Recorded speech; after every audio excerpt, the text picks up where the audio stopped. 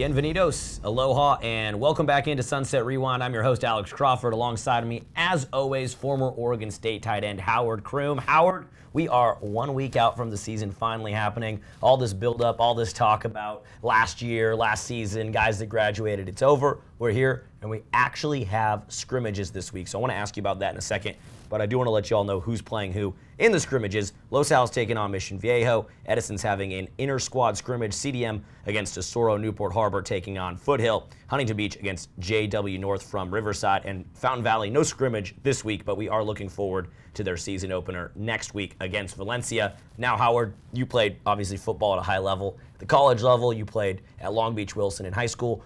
What are these teams looking to get, coaches looking to get, players looking to get out of the scrimmages this week?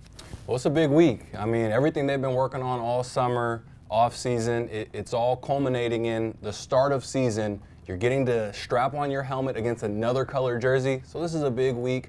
The coaches, they're trying to get some personnel questions answered. You know, maybe they have a guy right now at outside linebacker. They're trying to figure out, do we have him at outside or inside? You know, they're trying to find out situational football. What are we going to do in the red zone? What are we going to do in goal line? So coaches, they're trying to get a lot of questions answered. And then the players, they're really trying to establish themselves and make a name to say, hey, here's who I'm going to be this season. I've been working all summer. Here's what I've been improving on. Now I get to go try it out, not just against my teammates, not just at a half-speed tempo, but it's all out, and we're going to see what we're made of. So this is a big week, and they want to make names for themselves, and everyone wants to start off the right way. Yeah, obviously the score doesn't matter who wins these scrimmages. No marks in the win or the loss column, but it does get us ready for next week and the season openers on August 20th. Howard, we've been out at 7-on-7. We were at the Battle at the Beach. We're at the Surf City 7-on-7 tournament. I think we saw every team play a little 7-on-7 over the last few weeks, and you and I have been going back and forth debating a lot of stuff offline, a lot of stuff on the phone, on text about, you know, who we think, power ranking some of these different position groups and players in the Sunset League. So I want to put that on record before we get to week 1 or week 0, game 1. I want to put that on record and bring our discussions to the people. So let's go through a few of these position groups, not all of them, but let's go through it and power rank 1 through 3, 3 through 1, bring these debates that we've been having offline to the people. And I want to start off, I want to do wide receivers and quarterbacks. And I want to start off with wide receivers and go 3, 2, 1, and power rank the best wide receiving position groups in the Sunset League. So why don't you start us off? So that's tough because there's a lot of talent. I mean, in reality, you're saying, you know, I want to bring these conversations and these debates to the people, but a lot of times we get off into full-blown arguments about who has the better receiving core, this team or that team. So like you said, we'll break it down here. Starting off, I'll get us started. The number 3 strongest receiving core in Sunset League, in my opinion, are the Newport Harbor Sailors. I'm super high on what they have going on there. They've got 2 receivers at the top of their group who are as good as anybody in the league, in my opinion. That's Cashton Hingham, returning wide receiver of the year, had insane numbers last year as a sophomore. And then Josiah Lamarque. He's an all-purpose guy. He's a kick returner. He's a slot guy. They hand him the ball off from the receiver and running back position, but ultimately he's a wide receiver. He's electric. He's tough. You follow that up with Duke Starnes, a returning guy, got a lot of reps last year. And in addition, they've got a guy, Zamora, who's new, but we've heard great things about him. So 3rd strongest receiving core, in my opinion, is Newport Harbor Sailors. And that was a tough one because there was a lot of competition. For sure, and I know we're going to end up leaving some people out. You know how high I am on the Sailors, so we'll get to them in a minute. My number 3, though, is the Edison Chargers. That is my 3rd strongest, and I know the Chargers are probably listening to this thinking that they're 2 or 1, but I'm super high on them. Tyler Hampton, Nico Brown, Offensive Player of the Year. Tyler Hampton, I think T-Hamp's going to have a huge season. I think he's going to end up playing. I know he took a visit to Montana. He's going to be playing somewhere next year, maybe at a FCS level or a Division II D3. He's going to play somewhere. The question mark for them is Ashton Hurley, transfer from Mater Dei. Now, I'm really high on Hurley. I saw him at Battle of the Beach 7-on-7. He's electric. He's going to plug right into that Chargers offense and do big things. But he's unproven in the Sunset League. We don't know who he is. So until he proves it, I got to keep. And I got to give some love to Troy Fletcher as well. He's going to plug in and play some receiver for them as well. But I got to keep Edison at number 3. I can't rank him higher than that until we know who Ashton Hurley is. And I believe in Ashton Hurley. I want to go on the record saying that. I just don't know who he is yet. Well, I like that pick. You know, it was hard for me to leave them out. Spoiler, I don't have them at number 2. I know, and that's shocking. That's shocking. I like Edison a lot. Tyler Hampton, basketball player, big kid, High can jumper. run, attacks the ball at the high point. So they're going to be tough. Nico Brown, you know, might be the best receiver in the league, which we know. So I love that pick in Edison. But for me, the number 2, moving on to the number 2 receiving core in the Sunset League, I'm going with Huntington Beach. Okay. You know, it might be an off-the-board pick to some people. I love Huntington Beach. I love their offense. I love the weapons that they have. You know, my favorite player in the league might be, I'm not saying it is, but it might be Hideo Ray. I love Hideo Ray. Silent killer. Silent killer. Plays slot for Huntington Beach, plays running back as well, does everything that they need him to do. Super reliable. I say he's a bailout guy for Huntington Beach when they need a play. They go to Hideo Ray.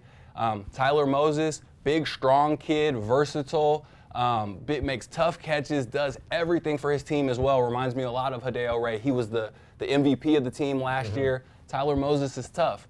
In addition to that, they got Brandon Kasha. He's kind of I don't want to say a gadget guy, but real shifty.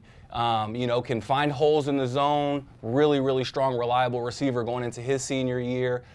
Also got a kid that we didn't see a ton of last year in Caleb Kelly.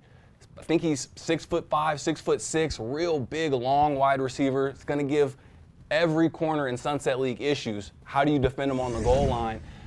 There's talent everywhere. And I didn't even mention kind of their 5th guy, A.J. Vandermeid. Yes. He was an all-league defensive guy last year, but also played a ton of offense. So it's hard for me when they go 5 deep, all capable, to overlook the Huntington Beach receiving core. I'm giving them the 2nd strongest group in the league. For sure. And I feel bad, spoiler alert, leaving them off my top 3 because of that depth. That depth, I think, is incredible. I think they have the most depth, but my number 2 team is the Newport Harbor Sailors because I think their top 2, Josiah Lamarque and Cashin Henjum, I take them against any top 2 in the league, and I know that might sound crazy when you look at the top 2 or 3 from Los Al and how good they are, but I think Cashin Henjum, he's a guy who reminds me of this, a little bit of a throwback. This is a guy from your era at Oregon State, Bolitnikoff award-winning wide receiver Mike Hass, a guy you can just throw it up to. He's going to make a grab. He doesn't jump off the page at you athletically, but he's going to make the catch, and I just think Cashin Henjum is due for such a big year. I don't, you know, if Zach Zamora didn't have a catch this year, and I think he will, but if that 3rd guy for the Sailors, Duke Starnes, Zach Zamora, Fadukowicz, whoever it is, if they don't have a catch this year, I still think the Sailors with Henjum and Lamarque are going to have a big year, and I'm putting them at my number 2 receiving core in the Sunset League. I mean, I get the logic. I think it's fair. What Cashin Henjum did last year, his stats, they really looked like a full season worth of stats, not just a 6-game season. So I'm looking for him to double that this year. I'm looking for him to get even better as a receiver. He's coming back with an experienced quarterback. So I love that pick in Harbor. And like you mentioned, there's a couple other guys that we have to see what they bring to the table this year. But if those kind of 3rd, 4th, and 5th receivers for Harbor end up stepping up and really growing into their roles, Harbor might be the best receiving core in the league. So that'll be fun to watch. Okay, so who do you have at your number 1 then? Number 1, not a huge surprise. It's going to be the Los Al Griffins. Yeah, we're in agreement on that. I think it would be a shock if we weren't. Right. I mean, we know they just had their number 1 receiver, league MVP, Makai Lemon. He just committed to Oklahoma. So we got a top receiver in the country playing over at Los Al. Then they've got Ethan O'Connor, long, athletic kid, makes tough grabs, runs good routes. Might be a little under the radar, but maybe not. He's got a ton of big-time offers. Sure. So Makai Lemon gets a lot of the attention, but how do you defend Ethan O'Connor when you also have, moving on, a guy like Alec Wills, who was all-league last year, returning. You also have a guy, Gavin Porch. He's a shifty guy. He actually won All-Purpose Player of the Year last year. And then there's another guy, Gibson Refridge, big receiver, strong hands.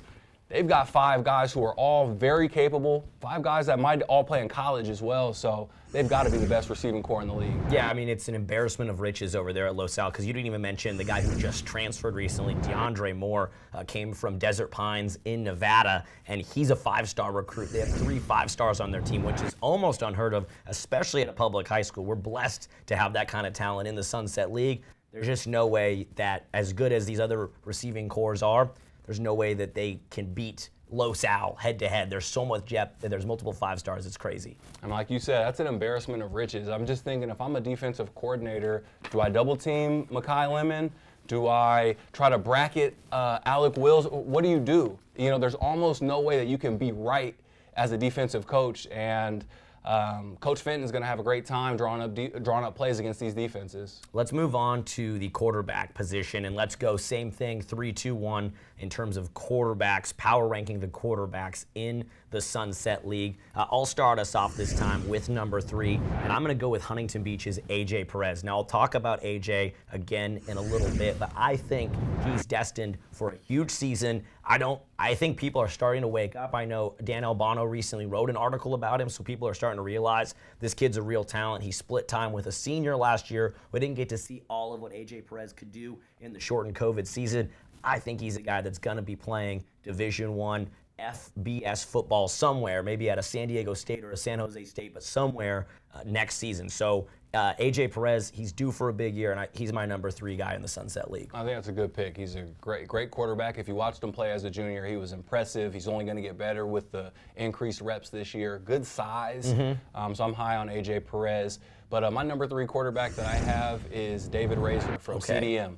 I am so high on David Rasor. You know, we had an interview with him early on in the year, and from that conversation, he just carries himself like a quarterback. He carries himself like a leader. And even more so, he was a sophomore last season, didn't get a spring, didn't get a summer, went from freshman football right to varsity and killed it. You know, there's obviously, as a young guy, there's going to be some growing pains, but if you look at especially his last 3 games, he lit it up, learned a ton, was on the all-league list. I think he's a guy that is going to be playing football on Saturdays without a doubt. You know, the quarterbacks before him, the Garbers brothers, they went on to play Power 5 football. He might be following in their footsteps because he's got a very high ceiling. But we talk about the culture and the championship mentality that Dan O'Shea instills in the Sea Kings, and David Rasor with his poise. Poise is the perfect word, I think, for Rasor. He falls right in with that. Unfortunately, he didn't make my list, but I believe in Rasor. I was super impressed with his interview. I'm going to go to my number 2, and that's Nick Kim, a kid coming in, 3 years of starting experience for the Newport Harbor Sailors. The 2019 season led them to multiple come-from-behind victories in the playoffs in CIF. Obviously, we didn't get a postseason last year. I think Kim, I like what he did in the offseason. He put on some size. He's clearly been in the weight room, has a Ben Roethlisberger-esque body, and he's going to take some hits this year. He's going to be fine. And he said he added a little shimmy, a little footwork to his mobility as well. Not to mention, great arm, smart decision maker, and has 2 of the best receivers in the league at his disposal. So I got to put Nick Kim, the senior leader there for the Sailors. I got to put him at number 2. I love that pick. I agree with you. I'm putting Nick Kim at number 2 as well. But you know, I struggle sometimes to make these picks and predictions, so I'm cheating a little bit right here. I'm going with Nick Kim and A.J. Perez as a tie for number 2. Okay. That's cheating, by the way. That's cheating. It is cheating, but I couldn't make a pick. Now, I love Nick Kim. All the reasons that you just said, he's absolutely a stud of a quarterback. He's played so much football in Sunset League, it's ridiculous. Started in playoff games as a sophomore. Led his team to some really tough victories last year as a junior. So he's coming in very experienced, looking to build his resume to get some more attention from colleges. So I'm super high. You mentioned his body. He's really worked on his body this summer. So he's going to be tough this fall. But I can't overlook A.J. Perez either. I think he's a kid that is going to be going to college, and he's going to make an impact. He's going to be big time in Sunset League this year. And I think, and we're going to talk about it in a minute, but the way that both of these teams' schedules break down, both of these quarterbacks, Nick Kim and A.J. Perez, have an opportunity to do some really big stuff individually and to lead their teams to some big opportunities. So I'm going with A.J. Perez and Nick Kim for my number 2. And I think for number 1, we're going to be in agreement again. Hard to pick anybody over a 5-star kid who's going to Oklahoma, Malachi Nelson. But I do just want to say about Malachi, we got the chance to go interview him at his commitment day. And what I really like about him and what he's echoed throughout the season is that high school football is supposed to be fun. It's going to get serious. It's going to get intense when you get to college. He wants to go to the pros. It's going to be intense then. Let's have fun. And that kind of emanates throughout that Los Al team. You can see that they're having fun. You can see he's having fun, and I respect him for that, and I really like that from Malachi Nelson. Man, you just hit the nail on the head talking about his demeanor and his approach. We all know how talented he is. I think Max Preps rated him as the number 5 quarterback in the country coming into his junior year. He's already committed to Oklahoma, a school that's in the college football playoffs every year. Those things speak for themselves. He's a 5-star. He's an absolute stud. But what I love about Malachi Nelson is how good of a kid he is, how great of a leader he is. You hear his coaches say that, he's a great player, but he's really great with our guys. When I first heard that, I was like, are they just pumping up their guy and having his back? And then we sat with them for 5 minutes, and it's very clear. This kid he's a pro already. It's very clear. He comes from a great family, great background. I mean, he's the kind of guy you want leading your team. He's a generational quarterback. Let's just be honest about it. He's a stud, and it's a pleasure to watch him. And now, all that being said, it doesn't mean he's just going to go out next year and torch everybody for 10,000 yards. He's still got to earn it, But we know he's got a lot of weapons, and he's got the talent and the work ethic to get it done. So Malachi, he's clearly the best quarterback in the league. Obviously, we didn't talk about running backs or offensive line or defenses, but is there anybody else that you want to mention or give a shout out to in those position groups right now where we're kind of having this power ranking discussion? Oh, man. There's so many guys. We got guys that were all league that are returning. We got guys with D1 offers that are returning that we didn't mention. But I kind of want to talk about a guy that I'm going to be watching this year. That's Evan Sanders at CDM. He was a sophomore running back last year, so him and David Rasor kind of at the reins for the Sea Kings as 2 sophomores. But Evan Sanders also made all conference in the spring season. He's only going to get better. Shifty guy, hard runner, great balance, great vision. I'm excited to see how he progresses, and he's another guy that's going to be looking for some college offers coming up pretty soon if he shows out the way he's supposed to as a junior. Yeah, and I didn't want to dive into ranking the running backs, but I think Nigel Osborne, obviously he's a guy that's got some D1 offers transferring from Bosco. We're super excited to see what he can do at Los Al. And I want to give a shout out to just a couple offensive linemen, David Main at Los Alamitos and then Grayson Simon at Newport Harbor, both guys that'll be playing D1 college football next season and just huge studs on the O-line. So I didn't want to get into the nitty-gritty of there's so many new faces at the running back and offensive line position in the Sunset League this season, but I am excited to watch a few of those players, like you said, Sanders, Osborne, and then Main and Simon at their respective positions this year.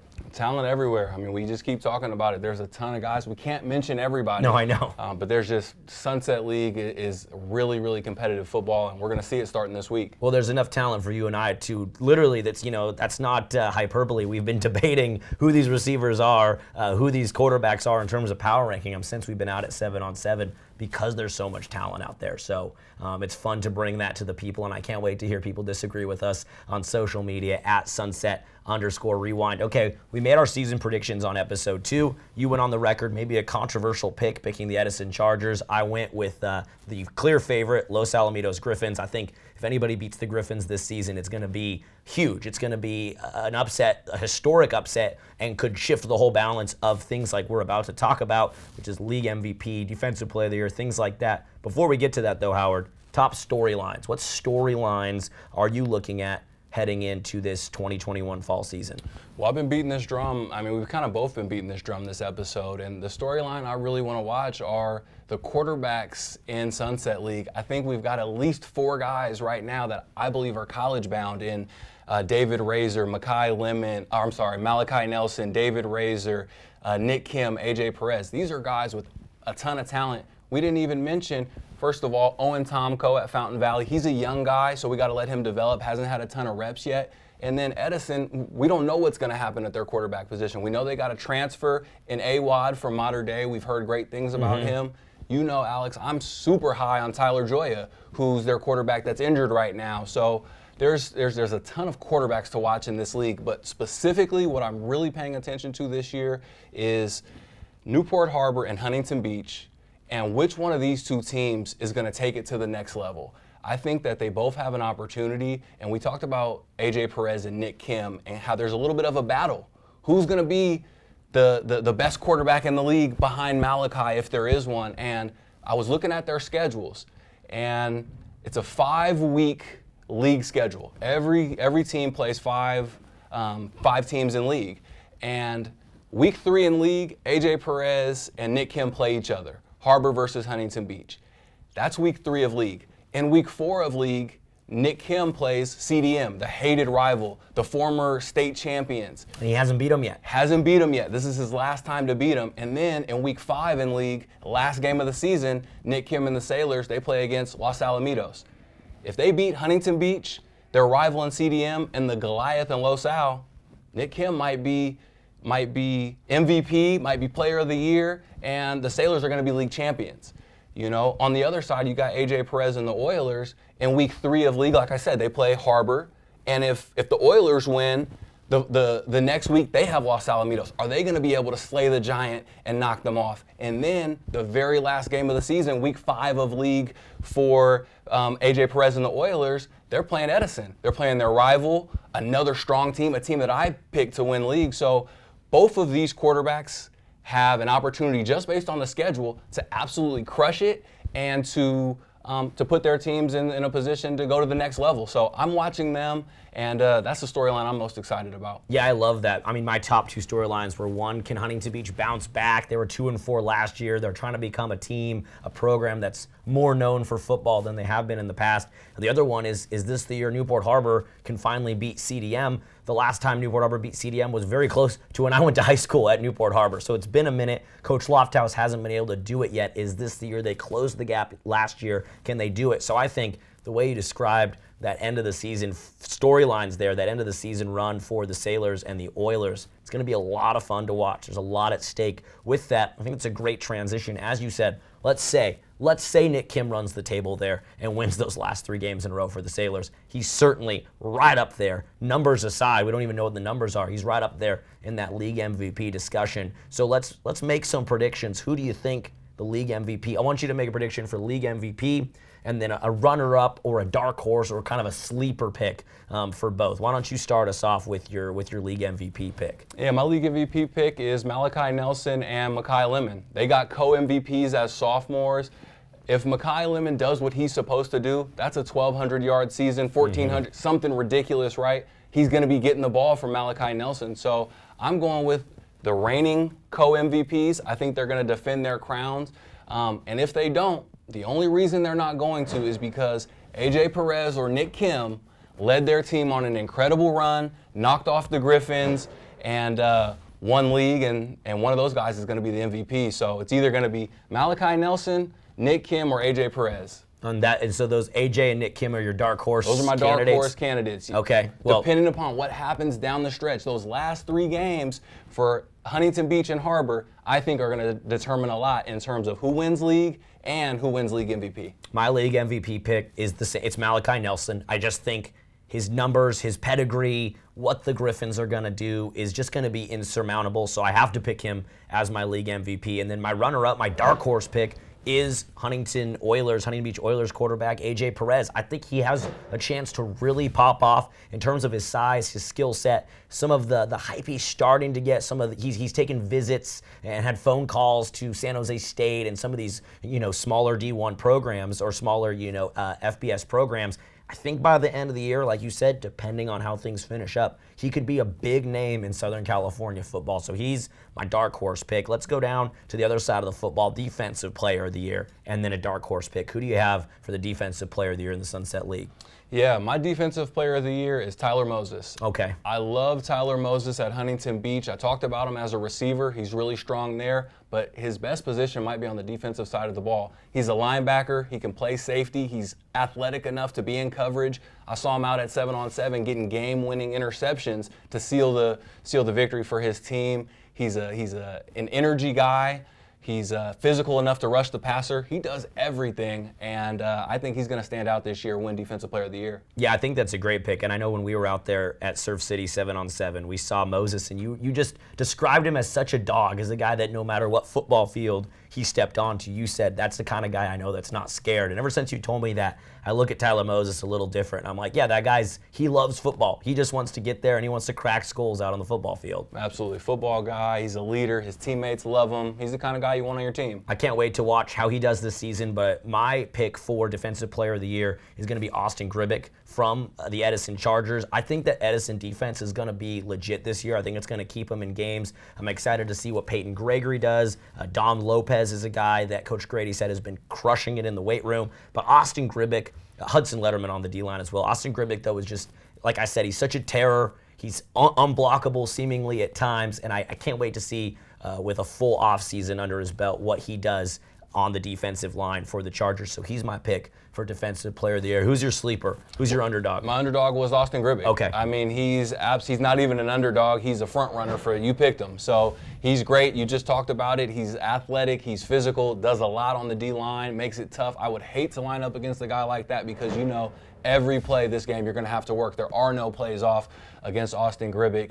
I think his team's going to be really strong, and he's going to have a case for Defensive Player of the Year as well. And then my dark horse is from the Sailors, a guy who's just a junior. He was a first-teamer as a sophomore last season. That's Carson, the safety, the anchor of that defense, no pun intended, a guy who he was not in an illegal way, but headhunting last year. He was a guy that wants to make hits out on the football field. We saw him lay dudes out. And I think with, again, a full offseason under his belt, he loves football. He's playing out there with his longtime best friend on the other side of the ball, Cash and Henjum. I'm really excited to see what Carson Avila does this year for the Sailors. I think that's a great pick. I mean, there's so many guys. I mean, we were talking before this. Who are we going to pick? Who do you think is going to be the guy? And so many guys that we left out, I know. We talked about Carlone as a guy who's really strong for the Sailors.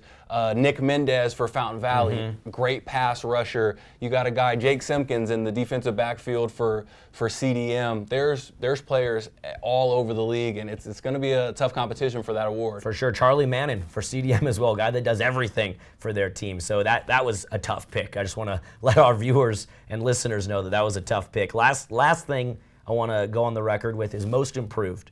Most improved, who do you think is going to make the leap this season? Give me a pick and then give me a dark horse candidate. Yeah, well, I'm just going to give you one pick. I mean, I think this one is a shoe-in. I think the award might already be in the bag. I think we've already determined it, and I'm going with Fountain Valley as a team and as a program. They got Coach Gutierrez in there from Servite.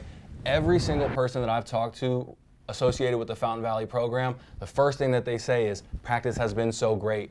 Coach Gutierrez gets it. He knows what these guys need. He's bringing a different approach. He's bringing a different philosophy. And from what I'm hearing, the guys are responding to it great. I'm hearing the parents love it. I think that with him in there, with Coach Gutierrez in there for Fountain Valley, he just needs a little bit of time to lay this foundation and to keep doing things his way. And we're going to see the rewards pay off very soon. So I think this year, last season, Fountain Valley didn't win any games. This year, they're going to win a couple, and it won't be long before they're back at 500 and above 500. For sure, and talking to their players, parents, coaches, they're excited for the season to start. They're excited to play football. They got some dudes on that team, so I do think that's a great pick, Howard, and I am excited for Fountain Valley Barons football. They got some guys out there I want to watch. And mine, I'm going to go not necessarily a pick and a dark horse, but just two guys that were both freshmen last year that didn't get all league honors, but I think are going to be names that we know by the end of the season. And that's a guy you mentioned earlier, Jacob Carlone, who was a freshman last year for the Sailors, played in a couple varsity games, had multiple interceptions.